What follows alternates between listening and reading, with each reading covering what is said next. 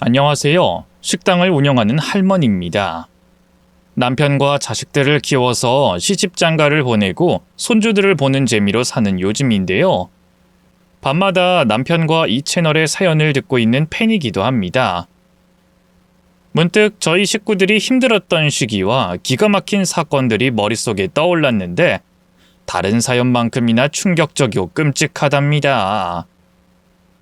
그럼 재밌게 몇 자 적어볼 테니 부디 반전의 결말까지 모두 다 들어주시길 부탁드립니다. 저와 남편은 없는 집안에서 태어난 자녀였어요. 마을에서 오빠 동생으로 지내다가 사랑이 싹 터서 결혼을 하게 됐죠.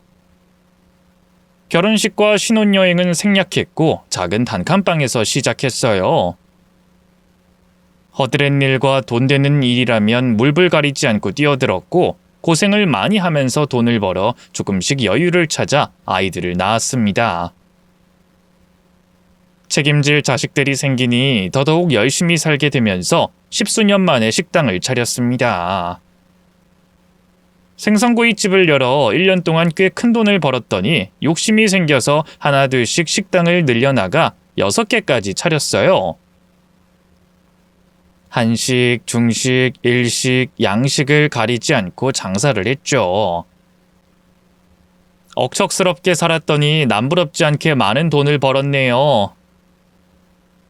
아들, 딸은 요리학과를 나와 저희 식당 6개 중 하나씩 맡아서 운영을 맡았는데 젊은 감각이 있어서 그런지 유행에 맞는 음식을 개발해 장사를 아주 잘했어요.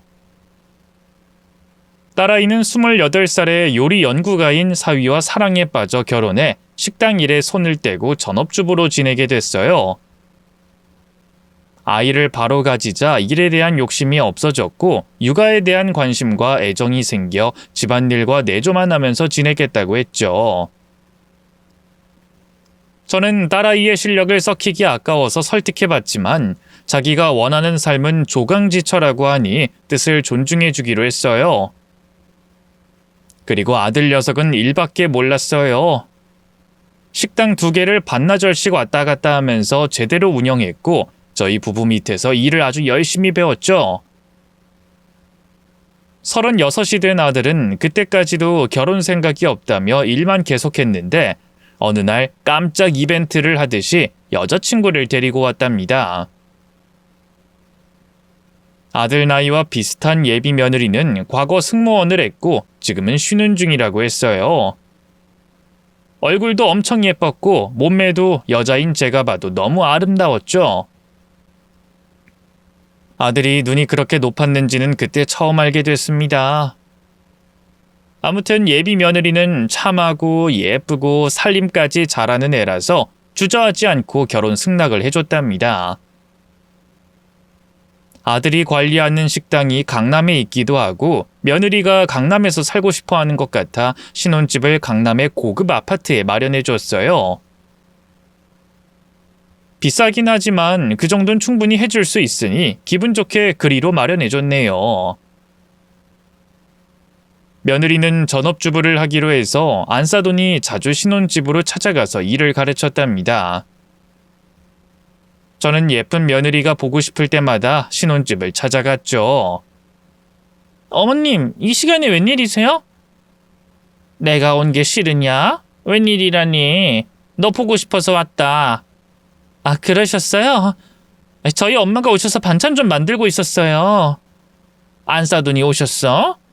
아유, 매번 살림 가르치러 오시는 게 힘들지 않으시나? 사돈, 저 왔습니다. 제 목소리에 주방에 있던 사돈이 나와 방긋 미소를 지으며 인사를 하시더군요. 어머나, 사돈 오셨어요. 제가 얘한테 반찬 만드는 것 좀 가르치고 있었어요. 아유, 고생이 많으십니다, 사돈. 매번 이렇게 오셔서 수고해 주시니 감사합니다. 아유, 감사라뇨. 제 딸이 이렇게 좋은 집에서 호강하며 살게 해주셨으니 살림이라도 제대로 가르쳐야죠. 사돈, 부족한 혼수 때문에 기분이 언짢을 수도 있을 텐데 그런 내색 하나 없이 우리 딸 예뻐해 주셔서 고맙습니다. 아유, 별 말씀을요, 사돈. 우리 둘은 맨날 이렇게 서로에게 고맙다는 말만 하면서 지내네요. 이제 고맙다는 말은 하지 말도록 해요. 네, 사돈. 그럼 식사 같이 하시죠. 안 그래도 생선조림이랑 채소 좀 볶겠습니다. 아이, 정말요? 아유, 듣기만 해도 군침이 도네요. 우리 예쁜 며느리 얼굴만 보고 가려고 했는데 횡재했군요. 그렇게 며느리와 안사돈과 같이 식사를 하는 날도 많았어요. 같은 여자라 그런지 통하는 것도 많고 수다 떠는 게 재밌어서 자주 어울렸죠. 한편 아들과 며느리는 해가 바뀌어도 아이가 생기지 않았어요. 며느리는 절실하게 아이를 원했는데 아이가 생기지 않아 힘들어했죠. 반면 아들은 아이를 별로 원하지 않았고 며느리와 오랜 시간을 신혼으로 보내고 느지막하게 아이를 낳고 싶어 했어요. 저희 부부는 알아서 하게 뒀고 괜히 임신 스트레스를 주려고 하지 않았습니다. 딸아이는 손자를 둘이나 낳았고 북적거리며 바쁘게 지냈는데 저에게 자주 도움을 요청했지만 일이 바빠서 제대로 도와주질 못했어요. 아직도 딸에게 가장 미안한 순간으로 기억이 되죠. 그런데 딸의 육아를 도와주는 사람이 있었으니 바로 제 며느리였어요. 아이를 간절히 가지고 싶어 하기도 했지만 워낙 예의가 바르고 마음씨가 고와서 이틀에 한 번씩은 꼭 딸아이 집에 가서 육아와 살림을 도왔답니다. 누가 시킨 것이 아니라 자기 혼자 결정해서 그렇게 한 거죠.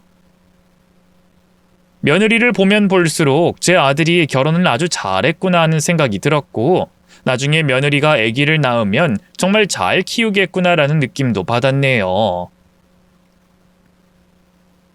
저희 부부의 6개의 식당은 한 번도 비수기를 타지 않고 장사가 아주 잘 됐어요.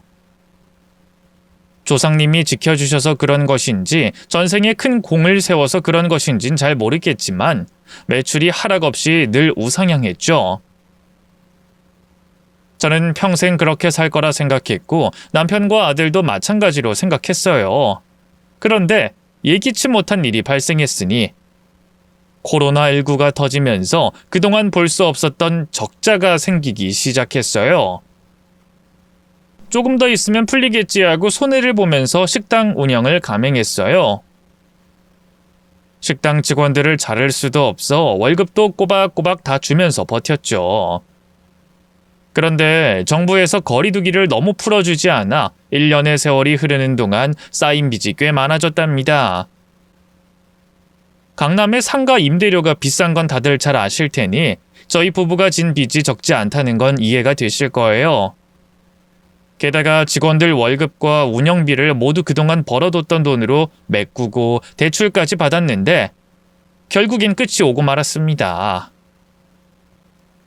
추가 대출도 안 되고 식당 월세도 못 내는 상황이라 권리금 한 푼 받지 못하고 식당 문을 닫아야 했죠. 저희 부부의 집을 처분하고 파산까지 해서 절반 이상의 빚을 탕감했답니다. 코로나로 제대로 추락하게 되어 멘탈이 무너지긴 했지만 그렇다고 인생이 망한 거라 생각하진 않았어요. 그동안 인생을 살아오며 많은 걸 깨달았으니 다시 시작해도 충분히 가능성이 있다고 믿었죠. 당장은 빚을 갚아야 했으니 남편과 저는 다시 허드렛일하던 시절로 돌아가게 됐어요. 그이는 과거에 일했던 페인트와 도배 같은 실내 공사를 하면서 돈을 벌었어요. 저는 할 줄 아는 것이 식당일 뿐이었는데 식당이 죄다 망했으니 일자리가 있을 리가 없었죠. 그래서 일자리를 찾다가 건물 청소 일을 구했어요. 누구나 할 수 있는 일이고 경험도 있으니 바로 면접을 보고 일을 시작했답니다. 딸 부부는 사위의 능력으로 코로나가 방해가 되지 않았어요. 처자식이 있어 책임감이 강한 사위는 자기 자리를 끝까지 잘 지켰죠. 그런데 문제는 아들 부부에게 있었어요. 아들이 제 밑에서 일하고 있으니 망하는 건 똑같았기 때문에 결국 강남의 아파트를 처분하고 외곽으로 이사를 갔답니다. 그리고 아들은 할 수 있는 일을 빨리 찾다 보니 컴퓨터 공장에 자리가 있어서 그리로 들어갔답니다. 이전 생활과 완전히 달라져서 아들 내외에게 아주 미안해서 주말에 시간을 내어 찾아가 반찬도 챙겨주고 많진 않지만 용돈이라도 주려고 했어요. 새아가, 생활이 어려워졌지? 식당 6개가 동시에 망했으니 어찌할 방법이 없더구나. 네가 힘들겠지만 조금만 참아주렴. 뭐라고요? 망했는데 참아달라? 그게 사과하는 사람의 태도인가요? 응? 아니 새아가 너 왜 그러니? 왜 그러긴요? 부잣집에 시집 왔는데 쫄딱 망해서 이런 후진집에서 살게 됐으니 화가 나서 그렇죠. 어머님, 부자는 원래 망해도 3대가 먹고 산다고 하지 않았나요? 숨겨둔 돈이나 건물 같은 거 없으세요? 아이 그런 게 어딨겠냐. 내가 지금 청소비와 일하는 거 모르니? 아, 식당이 줄줄이 망하니까 가진 걸 다 잃으셨죠? 하, 정말 기가 막히네요. 새아가 말이 좀 심하구나. 너 참하고 똑똑해서 우리를 잘 이해해 줄 거라 생각했는데 이런 식으로 불만을 표시하니 기분이 좋지 않구나. 기분이 안 좋으면 어쩌실 건데요? 저 사자들이 따라다니면서 결혼하자는 거 다 거절하고 어머님 아들하고 결혼했다고요. 그런데 결과가 이게 뭐예요? 제 남편 지금 컴퓨터 공장에서 조립하고 있다고요. 생활비를 한 달에 50만 원 받으면서 지내는 게 말이 돼요? 그래서 내가 용돈 주잖니. 미안하다고 여러 번 사과도 했고. 새애기 너 이런 식으로 막말을 하니 실망이 크다. 아무리 시부모가 잘못을 했어도 이렇게 대들고 그러면 안 돼. 따끔하게 알아듣도록 말해주는 순간 현관문을 열고 안싸돈이 들어오더군요. 저를 위아래로 쳐다보며 혀를 차면서 말하더군요. 사돈, 꼬라지가 말이 아니네요. 외식사업 대표님이 어쩌다 이런 후줄근한 옷을 입고 청소나 하러 다니세요? 아이 사돈 오셨어요? 여긴 어쩐 일로? 내 딸이 거지 같은 집에 사는 게 걱정이 돼서 찾아왔어요. 사돈은 도대체 사업을 어떻게 했길래 그깟 코로나를 버티지 못하고 죄다 망한 거예요? 내가 어디 가서 사돈 망했다는 이야기 들을 때면 쪽팔려서 고개를 들지 못하겠습니다. 아이 상황이 어려워서 그런 거죠. 다른 상인들도 모두 저희처럼 힘들어서 문 닫는 게 태반이에요. 안사돈, 새애기랑 둘이서 불만이 많으신 것 같은데 좀만 참아주세요. 저희 꼭 다시 일어날 겁니다. 아이고, 망한 사람이 하는 단골 멘트네. 다시 일어나긴 뭘 일어나요. 지금 파산해서 빚 갚는 것도 감당이 안 되는 상황인 거 다 아는데. 아이 사돈, 너무 하시네요. 저희가 망했다고 이렇게 태도가 달라지니 매우 실망스럽습니다. 실망은 우리가 해야지. 왜 사돈이 합니까? 우리 딸 좀 보세요. 저 예쁘고 사랑스러운 애가 컴퓨터 공장 다니는 남편이랑 살아야겠어요? 네? 사돈, 잠시 힘든 시기가 찾아온 겁니다. 우리 곧 다시 일어날 거예요. 제가 장담한다고요. 끝까지 자존심 부리네. 아이 사돈, 그럼 제가 어떻게 해야 이해하시고 화를 내려두실 건가요? 무슨 말씀이든 해보세요. 망한 게 한심해서 성질이 난 건데 그걸 어떻게 풀 거냐니? 사돈, 진짜 여유 자금이나 숨겨둔 재산 없으세요? 네, 없습니다. 저희 식당이 전 재산이었어요. 그런데 모두 망했으니 가진 게 아무것도 없죠. 아주 뻔뻔하게 대답하시네. 이거 완전 사기 결혼 아닌가? 우린 100억대 부자로 알았는데 그게 아니었나 봅니다. 겨우 코로나 때문에 파산을 하다니 진짜 억울해서 결혼을 모르고 싶은 심정이라고요. 안사돈 정말 너무하시네요. 저희가 망하고 싶어서 망한 것도 아니고 지금 상인들 모두 죽을 맛인 걸 아시면서 이렇게까지 비난을 하셔야 하겠어요? 이렇게 성질이라도 내야 풀릴 거 아닙니까? 저는 싸움이 커질 것 같아 입을 다물어 버렸습니다. 그리고는 말없이 밖으로 나와버렸죠. 사돈과 며느리가 불만과 짜증을 내는 걸 들으면서 말이죠. 청소 일을 하다가 시간이 나서 아들이 일하는 컴퓨터 공장 앞에 갔어요. 마침 점심시간이라 잠시 얼굴을 볼 수 있었죠. 시우야, 한 번 사이에 얼굴이 더 말랐네. 아휴, 이 일이 힘들지? 아니야, 할만해. 매일 잔업해서 피곤해서 살이 좀 빠진 거야. 일은 할만하니까 걱정하지 마. 아유, 그래, 고생이 많다, 우리 아들. 부모가 못나서 망해버리니 하지 않아도 될 고생하는 것 같아서 마음이 편치 않다. 엄마 그런 말씀 하시려고 온 거야? 나 엄마 아버지 원망 안 해. 나도 같이 일하다가 망한 건데 누굴 탓하겠어. 괜히 사과할 필요 없으니까 그만 가보세요. 시우야, 너 새애기랑 사이는 어떠니? 와이프? 맨날 바가지 긁고 난리지. 그래도 부부 사이엔 문제 없어요. 정말? 단순히 바가지만 긁고 마는 거야? 뭐 너한테 이혼하자느니 그런 말은 안 해? 그 정도까지는 아니야. 집사람이 신경질적으로 변하긴 했지만 아직은 괜찮아. 엄마, 아들이 이혼하길 바라는 거야? 괜히 그런 건 왜 묻는 거야? 왜긴 왜야. 내가 네 집에 갔다가 며느리랑 안 싸더니 하도 성질을 내서 답답해서 왔지. 나한테도 그 정도로 대하는데 너한테는 오죽할까 싶은 생각이 들어 찾아와 봤다. 엄마, 잘 참고 지내고 있으니까 너무 걱정하지 않아도 돼. 그리고 집안이 망했으니 아내 입장에서는 화가 날 만도 하잖아. 우리가 이해하고 넘어가자. 나중에 잘 되면 그때 가서 우리가 기강 잡으면 되잖아. 정말 너한텐 미안해 죽겠다. 아들은 긍정적이고 낙천적인 성격이라 지금의 상황을 심각하게 받아들이지 않고 인생 살아가는 한 과정으로 생각하고 판단하고 있더라고요. 미소가 여전한 걸 보아하니 잘 버텨줄 것 같았습니다. 저희 부부는 열심히 일해서 빚을 2년 만에 거의 다 갚았고 슬슬 다시 일어날 준비를 하기 시작했습니다. 아직 자본이 부족해서 투잡을 뛰게 됐는데 저는 낮에는 청소일을, 밤에는 택시기사로 일하게 됐어요. 밤일을 하는 건 남편만 알고 있었고 자식들에겐 알리지 않았답니다. 영업용 택시는 정해진 시간에만 일할 수 있기 때문에 컨디션이 좋은 날에 더 일하고 싶어도 마감하고 교대를 해야 해서 조금의 아쉬움이 있었어요. 위드 코로나가 되면서 마스크를 벗고 다니는 날이 왔고 손님들도 많이 늘어나서 하루에 수십 명의 사람을 태웠죠. 그러던 어느 날 공항까지 가자는 손님이 있어서 서울에서 인천공항까지 운전해서 모셔다 드리고 서울로 돌아오려고 하는데 손님이 뒷좌석에 타셨습니다. 서울 택시는 서울에서만 운전해야 하는 규칙이 있어서 내려달라고 부탁을 하려는데 손님이 급한 목소리로 빨리 출발하라고 하더군요. 기사님, 빨리 저 검정차 따라가 주세요.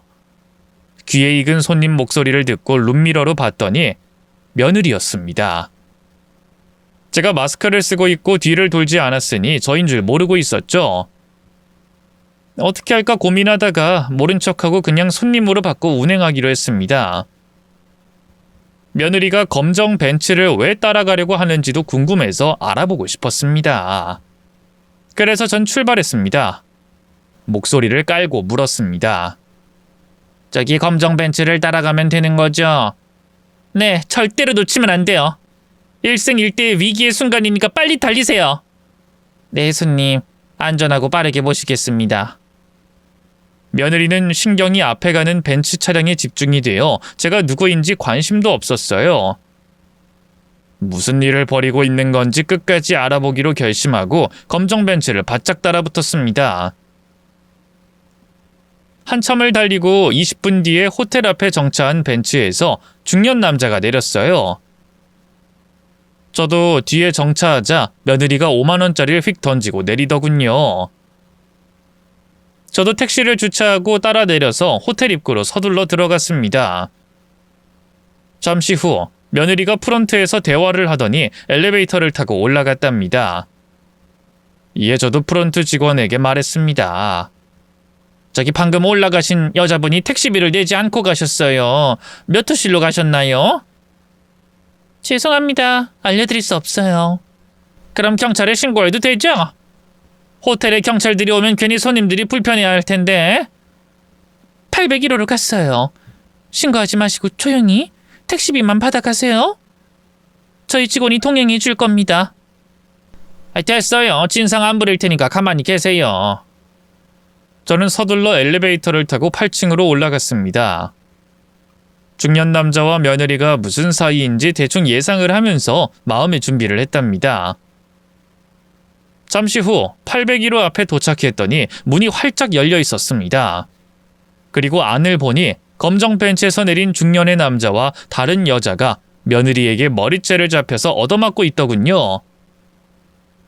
귀를 기울여 보니 아주 충격적인 상황이었습니다. 며느리에게 머리를 잡힌 여자가 소리를 지르며 말했어요. 이거 놔요. 이 남자가 당신이랑 결혼할 사이라는 거 몰랐어요. 나도 속았다고요. 이 오징어 찢듯 확 찢어먹을 여자야. 남자를 만나려면 대충 정보라도 알고 만나야지. 감히 내 예비 신랑을 꼬셔? 야, 내 신랑이 돈 많은 부자여서 꼬시려고 한 거지. 바른 대로 말해. 아니에요. 저 정말 몰랐어요. 모르긴 뭘 몰라. 너 오늘 내 손에 심하게 맞고 다신 내 신랑이랑 허튼 짓 못하게 만들어버릴 거야. 제 며느리가 여자를 두들겨 패자 중년 남자가 쩔쩔매며 말리더군요. 아이 자기야 그만 좀 해. 나 아무 짓도 안 했잖아. 호텔 들어와서 대화만 한 거라고. 니들이 일을 치르기 전에 내가 들어왔으니까 안 걸린 거지. 내가 더 늦게 들어오려다가 당신이 딴 여자랑 그 짓 하는 걸 도저히 볼 자신이 없어서 미리 들어온 거야. 알았어 자기야. 이러지 마. 그만해. 나 이 여자랑 다신 만나지 않을게. 당신 이 여자 말고 몇 명이나 더 있어? 바른 대로 말하고 광명 찾아? 없어. 진짜 없어. 자기야. 내가 자기랑 곧 결혼하려고 마음먹었는데 다른 여자를 왜 만나겠어? 이 여잔 그냥 잠시 스쳐가는 여자야. 그러니까 그만 좀 하고 같이 나가자. 정말이지? 당신 또 이런 짓 벌였다간 가만 안 둬? 알겠어 자기야. 그만해. 응? 저는 상황을 보고 경악했습니다. 그러니까 제 며느리가 중년 남자와 연인 사이이자 곧 결혼할 사이라는 겁니다. 다른 여자는 중년 남자가 바람 피우는 여자였고요. 며느리가 바람 피우는 것도 놀라운데 그 남자와 결혼까지 한다고 하니 기가 찼습니다. 세아가, 너 지금 뭐 하는 거냐? 이게 다 무슨 꼴이야? 누구세요? 저 아세요? 아, 모르쇠로 나오겠다. 너 방금 타고 온 택시를 운전한 기사가 나라는 걸 몰랐지? 네가 저기 중년 남자 벤츠를 쫓아가달라고 해서 나도 여기까지 따라왔다. 그런데 세상에 내 아들을 두고 다른 남자랑 결혼할 계획이었어? 게다가 저 남자 마누라 행세하면서 바람난 여자를 때려? 똥 묻은 년이 겨 묻은 년을 나무라고 하고 있네. 아주 기가 막히다. 제가 그렇게 말했음에도 며느리는 모른 척하더라고요. 이봐요 아주머니, 저 아세요? 제가 왜 아줌마 며느리예요? 정신 나간 아줌마를 누가 호텔 안에 들인 거야? 아, 이런 식으로 나오겠다. 그래, 나도 성질 난 김에 너를 혼 좀 내야겠다. 계속 그 태도로 나와라 이 세기 민서야. 저는 호텔방 안으로 뛰어들어가 며느리의 멱살을 잡고 따귀를 오른쪽 왼쪽을 번갈아 날렸습니다. 이에 중년 남자가 절 말리며 묻더군요. 저기 여사님, 진짜로 이 여자가 며느리예요? 민서가 유부녀였어요? 그래요, 부잣집 아저씨. 이거 아주 웃기는 년입니다. 우리 집안이 망했다고 우습게 보고 비아냥대고 비난하더니 이렇게 뒤에서 딴짓하고 하고 있었네요. 그래도 내 아들이 바가지 긁는 애를 잘 달래가며 결혼생활 유지하고 있었는데 오늘 저한테 딱 걸렸죠? 아이, 나한테 분명히 미혼이라고 했는데 민서 어머님도 얘가 처녀라고 했어요. 그것도 모태솔로라고 했단 말이에요. 애미나 딸이나 똑같네. 혼인신고를 아직 안 한 건 알고 있었는데 호적이 깨끗하니까 처녀로 포장해서 새로 취집을 가려고 했구만. 이거 아주 악질이네. 오늘 제대로 참교육해주고 응징해주마 새애기 민서야. 제가 귀싸대기를 흠신갈기자 며느리가 실토하며 그만하라고 외쳤어요. 어머님 그만 좀 해요. 어차피 그 일랑 계속 같이 살 마음 없었어요. 정리하고 저 남자랑 결혼할 생각이었다고요? 그래, 아주 솔직하게 말하는구나. 근데 네가 한 짓이 너무 괘씸해서 조금 더 혼을 내줘야겠다. 아이, 그만하라고! 이 늙은 마녀야! 쫄딱망에서 택시기사 나는 주제 감히 날 건드려? 내 얼굴 몸매 정도면 남자들이 줄을 길게 산다고? 아주 꼴값을 하네. 그래, 몸치장에서 새로 시집 가려고 한 건 알겠는데 그럴 거면 내 아들하고 깨끗하게 헤어지고 했어야지. 왜 불륜을 저질러서 사람을 바보 만들어? 그렇게 며느리를 좁히고 있는데 중년 남자와 상간녀가 며느리가 속인 것이 어이가 없었는지 혀를 차더니 이윽고 절 말리고 자기들이 혼을 내주겠다고 하더군요. 여사님, 이 여자가 저한테 사기를 친 거네요?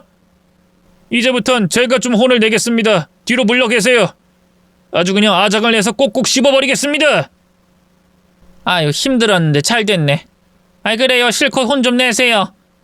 내 속이 가라앉을 때까지 흠신 갈겨주라고요. 제가 1차로 실컷 때리자 2차로 중년 남자가 며느리의 머리채를 잡고 돼지게 혼을 내줬습니다. 며느리는 두 손을 싹싹 빌면서 애원했어요. 오빠, 내 말 좀 들어봐. 나 남편이 있긴 한데 혼인신고는 하지 않았어. 그러니까 처녀랑 다름없잖아. 그게 말이야 막걸리야? 이게 어디서 되지도 않는 변명을 해. 알았어. 내가 미안해, 오빠. 나 남편이랑 헤어질게. 바로 짐 싸서 오빠 집으로 들어갈 테니까 제발 화 풀고 나랑 계획대로 결혼하자. 내가 돌았냐? 난 아직 미혼인 남자라고. 너처럼 바람 피우는 파렴치한 기혼자가 아니란 말이야. 오빠 제발. 그만 좀 때려. 중년 남자가 힘껏 혼을 내주고 끝난 것 같았는데 이번엔 상간녀가 분노했습니다. 야, 나는 그럼 왜 맞은 거야? 이 오빠가 결혼할 것도 모르고 있는 데다 넌 유부녀였다고? 나보다 더한 년이 감히 날 때려? 너 오늘 초상 치를 줄 알아? 상간녀가 얻어맞은 것에 10배로 돌려주느라 한참 동안 호텔방에서 짝짝 소리가 울렸습니다. 그렇게 3차까지 제대로 얻어터진 며느리는 똥 묻은 강아지 꼴이 되어 바닥에 주저앉아 질질 짜고 있었어요. 그런데 아직 상황 파악을 못하고 중년 남자에게 결혼하자고 구걸하더군요. 오빠, 내가 잘못했어. 근데 오빠를 사랑하는 내 마음은 진심이었어. 정말이야. 그러니까 나랑 예정된 결혼 꼭 하자. 이렇게 부탁할게. 더럽고 추악한 여자 같으니라고. 넌 내가 만난 여자 중에 최악이야. 며느리 얼굴에 침이 흘러내리는 순간 중년 남자는 호텔방에서 나갔고 상간녀도 며느리의 뒤통수를 한 대 세게 날리고 퇴장했습니다. 이젠 저와 단둘이 남게 됐죠. 어머님 때문에 망했잖아요. 저 정말 어렵게 저 남자 꼬셨다고요. 에휴, 어리석고 더러운 것. 그렇게 맞아도 정신을 못 차리네. 아니다. 어차피 내 아들하고 이혼할 여자이니 내가 말을 더 해서 뭐 하겠냐. 다 끝내고 자유의 몸이 되어 다른 남자 꼬셔봐라. 어머님, 이렇게 일을 망쳤는데 이혼까지 시키겠다고요? 그러지 마세요. 그냥 어머님 아들이랑 살게요. 너 지금 그게 말이 된다고 생각하니? 야, 너 아메바야? 뇌에 우동사리만 들어있니? 제가 새 시집도 못 가는데 당장 이혼을 뭐하러 해요? 그리고 이젠 저도 나이가 있어서 다른 남자 꼬시는 게 한계가 있다고요. 아유, 이 화상아. 갈 데가 없으니 그냥 내 아들이랑 살겠다고? 아유, 진짜 천박하다, 천박해. 못 사는 집안 딸이어도 착한 것 같아서 받아줬더니 아주 그냥 개치인상이었어. 닥치고 오늘 내로 짐 싸서 내 아들 집에서 나가.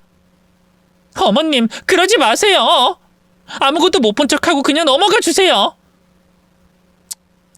얼굴이 철면 피네. 됐어. 에휴, 이런 거랑 무슨 대화를 하겠냐. 나간다. 며느리는 만신창이어서 더는 손댈 필요가 없었어요. 그렇게 3차전까지 쥐어 터졌음에도 뭐가 잘못됐는지 모르니 더 손을 대지 않고 나왔습니다. 저는 밖으로 나가 일단 택시 일을 교대 시간까지 하고 아들 집으로 들어갔습니다. 그런데 아들이 죽을 끓이고 있더군요. 엄마, 이 시간에 무슨 일이야? 지금 새벽 1시야. 나도 알아. 근데 너 지금 뭐 하냐? 집사람이 오늘 계단에서 굴렀대. 그래서 얼굴이랑 몸을 많이 다쳤어. 병원 다녀왔는데 크게 다친 건 아니라서 입원은 안 하고 약만 타왔어. 죽 좀 먹이려고 준비하는 거야. 뭐야? 민서 그것이 아직 너한테 말하지 않은 거야? 아들은 아무것도 모르고 있더군요. 제 며느리는 정말 철면피였습니다. 바람 피우고 그렇게 처맞고 저에게 경고를 들었음에도 계단에서 굴렀다고 거짓말하고 제 아들에게 죽을 써오라고 시켰다네요. 기가 막혀 아들에게 줄줄이 오늘 있었던 일을 말해줬더니 곧 눈이 돌아버리며 안방으로 들어가더군요. 저는 따라 들어가지 않고 문 앞에서 며느리가 얻어터지는 소리만 들으며 서 있었습니다. 한참 뒤에 네 발로 기어나온 며느리는 절 올려다보며 질질 짜더군요. 어머님, 그냥 비밀로 해주면 덧납니까? 꼭 이렇게까지 해서 날 파국으로 내보내야겠어요? 당연하지, 이 아둔한 거사. 더러운 네 몸뚱아리를 빨리 이 집에서 치워라. 꼴 보기 싫으니까 당장 나가라고. 어머님 너무하세요. 사람이 살다 보면 실수도 하고 그러는 건데 이렇게 벼랑 끝까지 밀어버리는 건 너무하셨다고요. 말이 많네. 너 더 혼나고 싶니? 당장 꺼져. 며느리는 안방에서 아들이 나오자 겁에 질려 네 발로 현관까지 기어갔고 신발을 구겨 신고 주랭랑을 쳤습니다. 아들은 마음의 상처가 컸는지 사시나무처럼 떨고 있더군요. 시후야, 괜찮니? 괜찮아. 저 여자가 바가지를 긁어도 날 사랑하고 이해해주는 줄 알았어. 그런데 뒤에서 중년 남자한테 갈아타려고 그런 짓을 했다니 정말 황당하고 어이가 없어. 오만정이 떨어져. 그래, 정 떼어내라. 저 애는 우리 집안에 돈만 보고 시집을 온 거야. 그걸 취집이라고 한다며? 아무튼 다른 남자한테 취집 가려다가 나한테 딱 걸린 거지. 내가 잡아내지 못했으면 새 취집하는데 성공했을 거다. 엄마가 수고 많았어. 고마워, 엄마. 이제 후련하게 끝냈어. 이젠 더 이상 저 여잔 내 마누라가 아니야. 그래, 아들아. 조금만 기다려. 엄마랑 아빠가 곧 다시 일어설 거야. 나도 같이 도와야지. 우리 식구들 전처럼 성공의 맛을 보자고. 그렇게 아들은 며느리를 깨끗이 지워버리고 일과 휴식만 하면서 지냈습니다. 저와 남편도 빚을 모두 갚고 종잣돈을 모아가며 소소하게 세월을 보냈답니다. 3년 뒤 저와 남편 그리고 아들은 돈을 합쳤고 대출을 받아 작은 한식집을 차렸어요. 여러 종류의 음식을 팔며 장사를 했는데 맛도 좋고 손님들이 입소문을 많이 내주셔서 금세 자리를 잡았답니다. 그리고 무리하지 않게 또 다른 식당을 내진 않았어요. 1년의 시간이 지나자 식당 손님들 덕분에 많은 돈을 모아서 아주 큰 곳으로 가게를 이전했어요. 규모가 꽤 커서 한꺼번에 손님을 받을 수 있었죠. 그래서 직원들을 많이 채용해서 24시간 장사를 하게 됐어요. 다시 일어서는 걸 피부로 느끼자 정말 행복하고 기쁘더군요. 이전의 성공보다 훨씬 더 값지고 소중하게 느껴졌답니다. 남편은 욕심이 나서 그런지 2호점을 차리는 게 어떠냐고 묻더군요. 여보, 우리 이제 2호점 내는 거 어때? 멀리서 찾아오는 손님도 많으니까 다른 지역에 오픈해도 괜찮을 것 같은데. 아니, 내 생각은 달라. 우린 그냥 이 가게 하나로 만족하고 살아도 충분히 먹고 산다고. 돈도 아쉽지 않게 많이 버니까 가게 늘리지 말자. 아유, 아쉽네. 이거 제대로 키우면 우리 예전보다 더 대박 낼 수 있다고. 당신도 알잖아. 과한 욕심이 화를 불러들인다는 것도 알지. 당신도 겪어봐서 알잖아. 아니, 또 망하고 싶어? 아니, 그렇진 않지. 알겠어. 당신이 우리 집안의 왕이니까 왕의 말 따를게. 왕은 무슨. 아니, 내 손을 봐라. 왕이 이렇게 고생한 손을 가졌냐?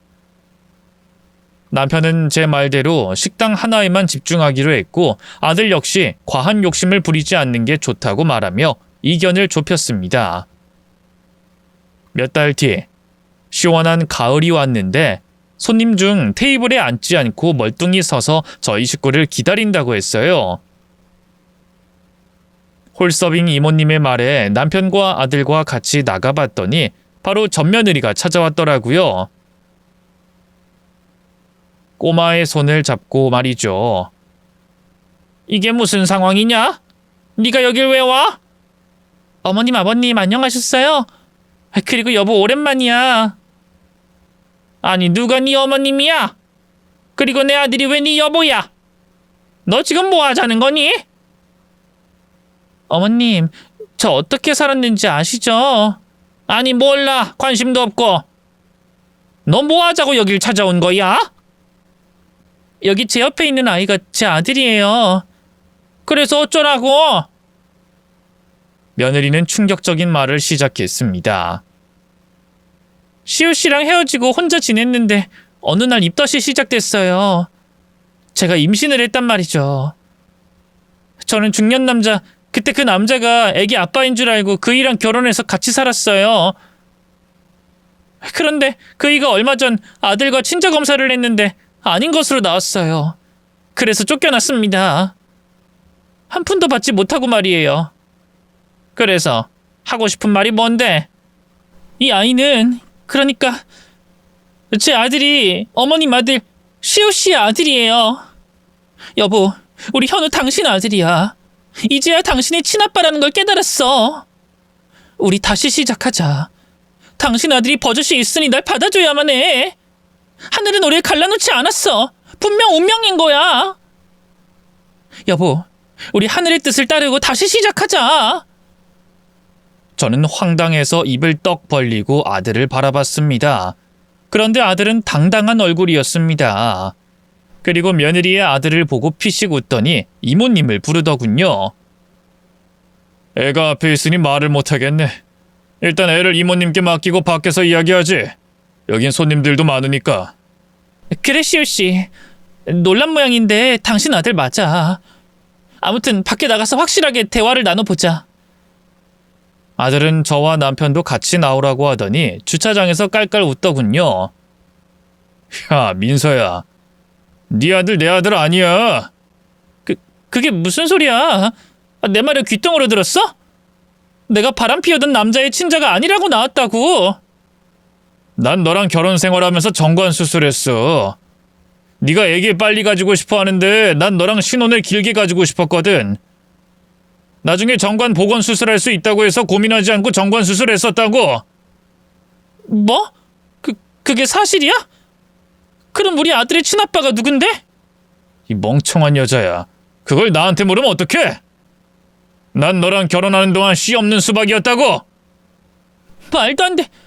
당신 지금 거짓말하는 거지. 당장 친자 검사하러 가. 얼른 가보자고. 그럴 필요가 없을 텐데.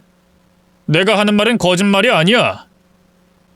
아들이 그런 수술을 했던 사실을 처음 알게 된 저는 아들에게 물었습니다. 시후야, 정관 수술했었어? 그리고 복원 수술도 된다는 게 사실이니? 엄마, 그러니까 지금 새 아내가 우리 딸을 낳았지. 내가 저 여자랑 살 때 뭐 때문인지 모르겠지만 신혼을 오래 하고 싶었어. 그래서 수술 받았다고. 아들은 맏며느리에게 홀려 있을 때 아기를 가지면 부부 사이가 멀어질까봐 몰래 정관 수술을 받았답니다. 나중에 복원 수술이 된다고 하니 몰래 그런 짓을 한 거죠. 아무튼 꼬마는 제 손자가 아닌 것이 확실해 보였습니다. 아유, 그렇구나. 그랬던 거구나. 아유, 그럼 저 꼬마는 네 아들이 아니라는 거지? 아, 다행이다. 10년 감수하는 줄 알았네. 야 민서, 내 아들 말 들었지? 네 아들은 우리 집안의 피가 아니라고 하잖아. 그럴 리가 없어요. 그럼 내 아들의 친부가 누구라는 거지? 에이구, 얼마나 몸을 막 굴렸으면 지 아들의 아빠가 누군지도 모르냐? 정말 대단하다. 아니야. 이건 사실이 아니야. 시우씨, 당신이 지금 가정에 있어서 거짓말하는 거지? 맞아. 분명히 거짓말일 거야. 당장 나랑 같이 우리 애랑 친자 검사하러 가. 내가 친자 검사 안 하면 떨어지지 않을 거냐? 그래, 좋아. 가보자. 가서 확실하게 아닌 걸 밝혀줄게. 아들은 맏며느리와 꼬마를 차에 태우고 유전자 검사 센터를 다녀왔습니다. 결과는 며칠 걸린다고 해서 기다리고 있었죠. 얼마 뒤 맏며느리가 다시 식당으로 찾아왔어요. 시끄러워지는 걸 원치 않은 아들이 밖으로 나갔고 저와 남편이 따라 나갔습니다. 맏며느리는 유전자 검사지를 펼치며 오열하더군요. 당신이 내 아들의 친아빠가 아니래. 이건 말도 안 돼. 말이 왜 안 돼? 내가 거짓말 아니라고 몇 번을 말해도 안 믿더니 이젠 검사지까지 의심하냐? 야, 더럽게 몸을 얼마나 굴린진 모르겠지만 넌 더 이상 나와 상관없는 사이야. 그러니까 제발 좀 꺼져. 아니, 못 가. 나 시우 씨랑 다시 잘해보고 싶어. 여보, 우리 아들이랑 날 받아줘. 너 머리가 어떻게 된 거야? 나 재혼해서 딸까지 낳은 유부남이라고? 내가 미치지 않고서야 너랑 다시 재결합을 하겠냐? 아이고, 이 멍청아. 그러게 왜 그렇게 막 살았니? 에휴. 맏며느리는 오열하며 아들의 친부가 누구인지 모르겠다고 소리를 고래고래 지르더니 무조건 아들에게 받아달라고 생떼를 부리더군요.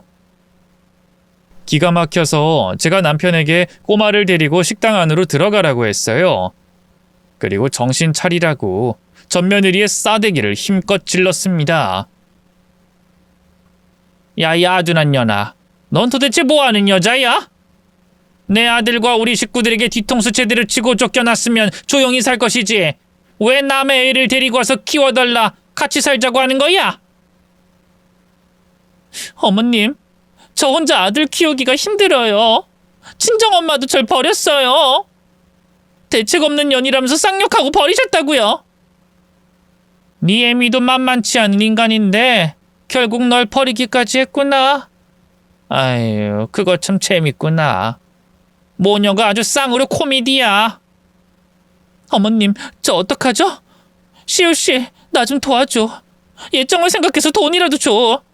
양육비하기 돈이라도 주고 보내라고. 황당한 제안에 저는 돈 대신 따귀를 실컷 날려줬습니다.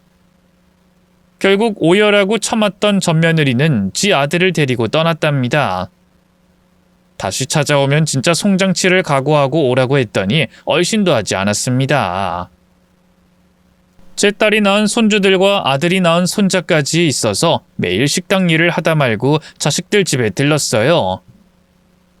애기들이 어찌나 예쁘고 사랑스럽던지 봐도 보고 싶더라고요.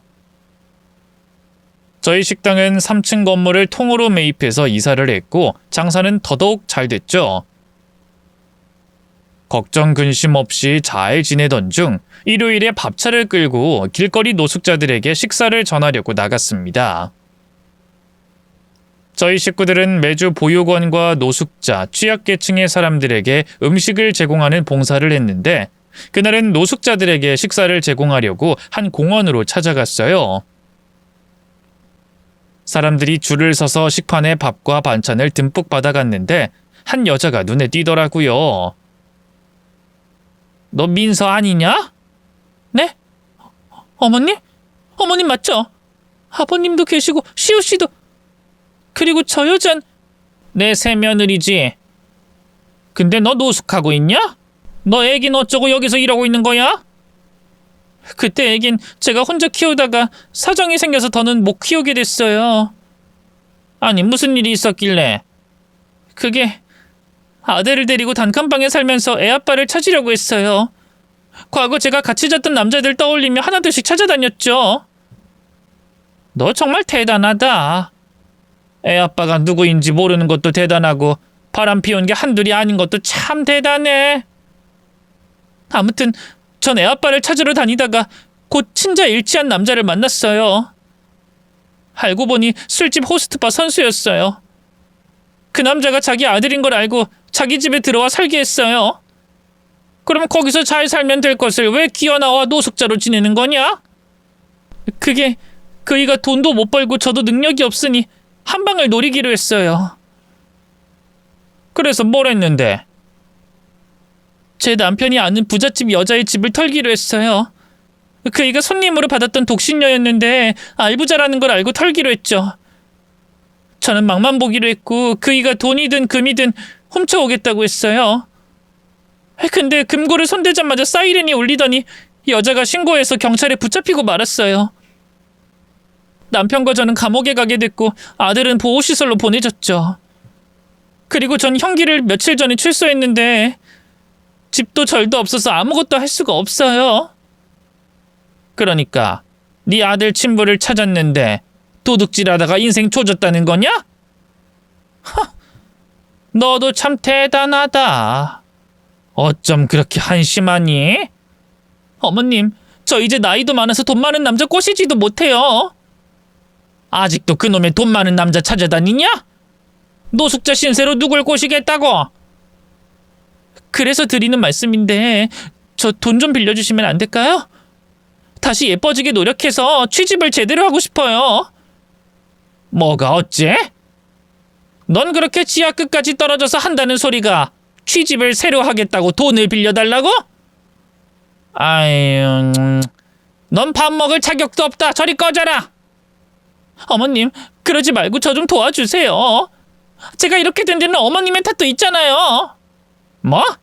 내 탓? 그때 호텔방으로 쫓아와서 저와 그 남자 갈라놓지만 않았어도 무사히 취집을 했을 것이고 아들이 친자가 아니라는 의심도 하지 않았을 거예요. 진짜 가지가지 한다. 널 보니까 또 속에서 천불이 올라오려고 한다. 저리 가라. 너한텐 돈도 못 주고 밥도 못 줘. 아! 내 인생 조진 당신에게도 책임이 있다고. 날 도와줄 의무가 있단 말이야. 전며느리가 발광을 하자 새며느리가 나서더군요. 식당용 큰 국자를 들고 전며느리의 뒤통수를 날렸습니다. 이게 어디서 우리 어머니한테 협박이야? 야, 더럽게 걸레를 하다가 인생 망한 년이 왜 여기 와서 화풀이야? 당신 뭐야? 나 시옷이 남편이다. 치, 생긴 것도 뭐같이 생겼네.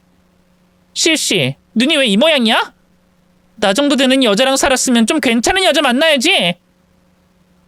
아니다. 이번 기회에 마누라 갈아버려. 나로 바꾸라고. 나 꾸미면 예쁜 거 알지?